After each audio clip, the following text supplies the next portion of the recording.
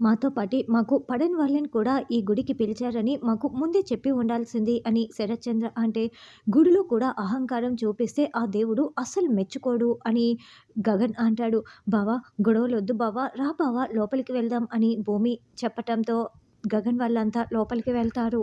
గగన్ వాళ్ళు వెళ్ళిన తర్వాత, అది కాదండి, మీకు తెలియందేముంది, శోభాచంద్ర గారు బ్రతికి ఉన్నంత కాలం ఆవిడే కదా నాట్య ప్రదర్శన ఇచ్చేవారు. ఇప్పుడు ఆవిడ కూతురైన భూమి గారు ఇస్తే బాగుంటుందని వాళ్ళని ఆహ్వానించామని ఊరి పెద్దలు చెప్తారు. సరే పదండి లోపలికని శరత్చంద్ర అంటాడు. నక్షత్ర, బిందు మీరిద్దరూ నాతో పాటే రండి అని అపూర్వ పక్కకు తీసుకువెళ్ళి, చూడు, నువ్వు ఆ శివగాన్ని ఎవరికి ఎలాంటి డౌట్ రాకుండా ఏదో ఒకటి చెప్పి ఇక్కడికి తీసుకురా అని అపూర్వ అంటే, ఎందుకు మమ్మీ అని నక్షత్ర అంటుంది. గుళ్ళో నేను చేయబోయేదేంటో అని నువ్వు చాలా ఆతృతగా అడిగావు కదా, వాడిని తీసుకురా, నీకే తెలుస్తుంది అని అపూర్వ చెప్పటంతో అలాగేనని నక్షత్ర వెళ్తుంది. దూరం నుంచి ఇదంతా గమనించుకుంటున్న చెర్రీ అనుకున్న, ఈ తల్లి కూతుర్లు కలిపి ఏదో గూడు పుటాని చేస్తారని అనుకున్నా.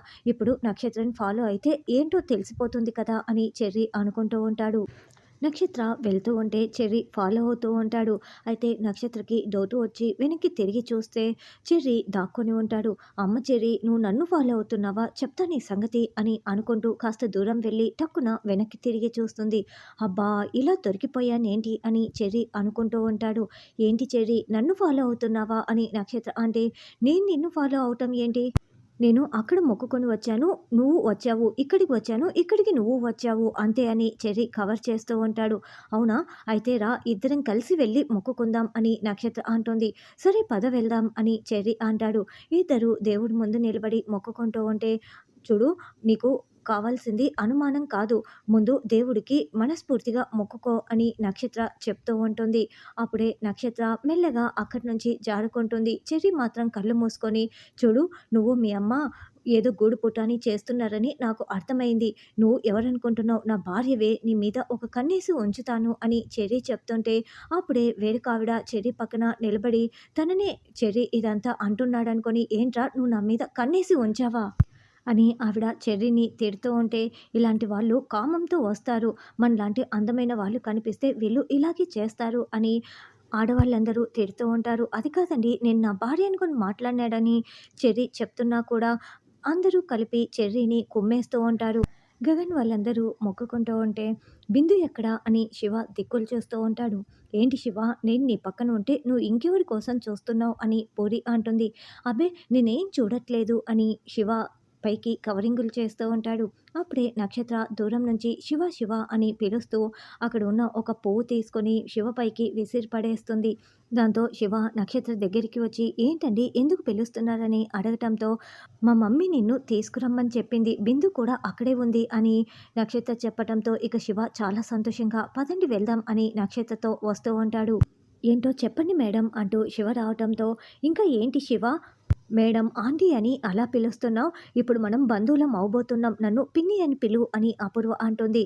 బిందుతో నీ పెళ్ళి నేను జరిపిస్తాను ఈరోజు ఇక్కడే అని అపూర్వ అంటే, వెంటనే నక్షత్ర అపూర్వని పక్కకు లాక్కు వస్తుంది. ఏంటి నక్షత్ర, ఎందుకు లాక్కు వస్తున్నావు అని అపూర్వ అంటే, ఆ శివ ఎవరో తెలుసా, భూమి తమ్ముడు, నువ్వు ఇలా వరుసలు కలపమని మాట్లాడుతున్నావు ఏంటి, పెళ్ళంటున్నావు ఏంటని నక్షత్ర అంటే, చూడు, ఇక్కడ శివ మాత్రమే బిందుని ప్రేమించలేదు, బిందు కూడా శివని ప్రేమించింది, ఇద్దరికి నేను పెళ్లి చేయబోతున్నాను, నువ్వు అర్థం చేసుకో అని అపూర్వ చెప్తూ, చూడు, శివరాత్రి అంటే శివుడికి పార్వతికి కళ్యాణం జరిగిన రోజు అనే అర్థం, ఈ రోజే మీ ఇద్దరి పెళ్లి రాత్రికి నేను జరిపిస్తున్నాను, శివపార్వతుల కళ్యాణం కోసం నేను తాళి తీసుకొచ్చాను, అది ఏదో ఒక విధంగా నేను చేజిక్కించుకొని ఆ తాళినే నువ్వు బిందు మెల్లో కట్టబోతున్నావు, రాత్రి వరకు ఎలాంటి డౌట్ రాకుండా జాగ్రత్తగా ఉండు అని అపూర్వ చెప్పడంతో, థ్యాంక్ యూ సో మచ్ అని శివ వెళ్ళిపోతాడు. ఇక భూమి అయితే, ఈ శివ ఏంటి అస్సలు కనిపించట్లేదు, పైగా అపూర్వ వాళ్ళు కూడా ఇక్కడికి వచ్చారు, బిందు కూడా వచ్చింది అని భూమి అనుకుంటూ వెతుకుతూ ఉంటుంది. ఏంటి మమ్మీ, నువ్వేం చేస్తున్నావో అర్థమవుతోందా అని నక్షత్ర అంటే, నేను నీకు ఏం చెప్పాను, ఈ రోజున ఒక జంట కలుస్తుంది, ఒక జంట విడిపోతుందని చెప్పాను కదా, ఇప్పుడు పూరిని పెళ్లి చేసుకోబోయే శివ బిందుకి పెళ్లి చేస్తాను, పూరి పెళ్లి ఆగిపోతుంది, అప్పుడు పూరి పెళ్లి భూమి వల్లే ఆగిపోయిందని ఆ గగన్ గాడు భూమిని గెంటి బయటికి తోసేస్తారు, గగన్ భూమి విడిపోతారు అని అపూర్వ అంటే, హై బాబోయ్, ఎంత super idea mummy, thank you so much mummy, అప్పుడు చెర్రీ గారిని వదిలించేసుకుని గగన్ బావుని నేను పెళ్లి చేసుకుంటాను అని నక్షత్ర అంటే, సరే సరే ముందు పద అని అపూర్వ అంటుంది.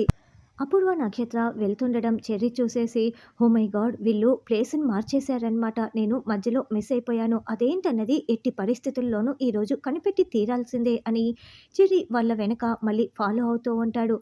అయితే ఈరోజు మన పెళ్లి జరిగిపోతుంది శివ. నాకు చాలా సంతోషంగా ఉంది. ఏంటి శివ, నేను ఇంత సంతోషంగా మాట్లాడుతుంటే నువ్వు అలా ఉన్నావు. నీకు సంతోషం లేదా అని బిందు అంటుంది. రేయ్! నీ ప్రేమ విషయం ఇంకెవరికి చెప్పినా నేను చచ్చినంత ఒట్టే అని భూమి ఒట్టు వేసుకున్న విషయం శివ గుర్తు చేసుకుంటూ ఉంటాడు.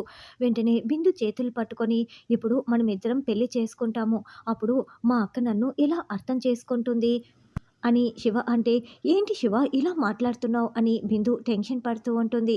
మా అమ్మ నాన్న చనిపోయిన తర్వాత మా అక్కే నా బాగోగులన్నీ చూసుకుంది. నన్ను అక్కలా కాదు, ఒక అమ్మలా చూసుకుంది. అలాంటి అక్క గురించి ఆలోచించకుండా నా స్వార్థం నేను చూసుకోవటం కరెక్ట్ కాదనిపిస్తోంది అని శివ చెప్తుంటే అపూర్వ దూరం నుంచి మొత్తం వింటూ ఉంటుంది. ఇప్పుడు చెప్పు బిందు అని శివ తన చేతిలో ఉన్న తాళి చూపిస్తూ, ఇది ప్రేమ అనుకోవాలా లేకుంటే మా అక్కకి నేను చేస్తున్న ద్రోహం అనుకోవాలా అని తాళి చూపిస్తూ నిలదీస్తూ ఉంటాడు. అప్పుడే అపూర్వ వచ్చి ఆ తాళిని తీసుకొని, నేను చెప్తాను ఇప్పుడు మీ అక్క నీ ప్రేమని అర్థం చేసుకుందా? నీ ప్రేమ గురించి చెప్పగానే ఇప్పుడు మా గగన్ బావకి చెప్పేసి నేను నీ పెళ్లి జరిపిస్తానని చెప్పిందా? లేదు కదా! అప్పుడు నీ ప్రేమని అర్థం చేసుకున్నప్పుడు తను తల్లి ఎలా అవుతుంది? కానే కాదు. కాబట్టి ఇంకేం ఆలోచించకు. మీ అక్క తన కాపురం గురించి ఆలోచించిందే కానీ నీ ప్రేమ గురించి పట్టించుకోనప్పుడు నువ్వు ఆలోచించాల్సిన అవసరమే లేదు. తను తల్లి కానే కాదు అని అపూర్వ చెప్తుంది. ఇంకేం ఆలోచించకుండా నీ ప్రేమ గురించి మాత్రమే ఆలోచించు అని అపూర్వ చెప్తుంటే, అప్పుడే దూరం నుంచి శరత్చంద్ర అపూర్వ అని కేకలు పెడుతూ రగిలిపోతూ ఉంటాడు. శరత్చంద్రని చూసి, ఇచ్చావుగా, ఇంకేం చూస్తూ నిలబడ్డావు, వెళ్ళు అని అపూర్వ అరుస్తూ శివని పంపించేస్తుంది. అపూర్వ వాడితో నీకేంటి మాటలు అని శరత్చంద్ర అరుస్తూ ఉంటే, అబ్బే అది కాదు బావ, శివపార్వతుల కళ్యాణం కోసం తీసుకొచ్చిన తాళి ఎక్కడో పడిపోతే వాడు తీసుకొచ్చి ఇచ్చాడు అంతే అని అపూర్వ కవర్ చేస్తుంది. అంతే కదా! వాడు బిందు నేమ్ అనలేదు కదా! పదండి వెళ్దాం అని శరత్చంద్ర అంటాడు. అయ్యో! ఏమైపోయారు అని చెర్రీ, భూమి ఇద్దరు ఒకరికొకరు ఎదురుపడి, నక్షత్రం చూసావా అని చెర్రీ అంటే, శివన్ చూసావా అని భూమి ప్రశ్నిస్తూ ఉంటుంది. లేదని మళ్ళీ ఇద్దరు వెతుకుతూ ఉంటే భూమికి గగన్ ఎదురు వస్తాడు. ఏంటి ఏదో వెతుకుతున్నావు అని గగన్ అంటే, అబ్బే శివ కోసం వెతుకుతున్నాను బావా, వాడు ఏమైపోయాడా అని టెన్షన్‌గా ఉంది అని భూమి అంటే, వాడేం స్కూల్ పిల్లాడు కాదు నువ్వు వెతకటానికి, రా మనం గుడి చుట్టూ ప్రదక్షిణలు చేద్దామని గగన్ అంటాడు. అది కాదు బావ, పెళ్లి కాబోయే వాళ్ళని చిన్న పిల్లల్లా చూసుకోవాలంటారు కదా అని భూమి అంటే, ఇంకేం మాట్లాడకు, నువ్వు నాతో వచ్చి ప్రదక్షిణలు చేస్తావా లేకుంటే ఎత్తుకొని నిన్ను తీసుకువెళ్ళి ప్రదక్షిణలు చేయనా?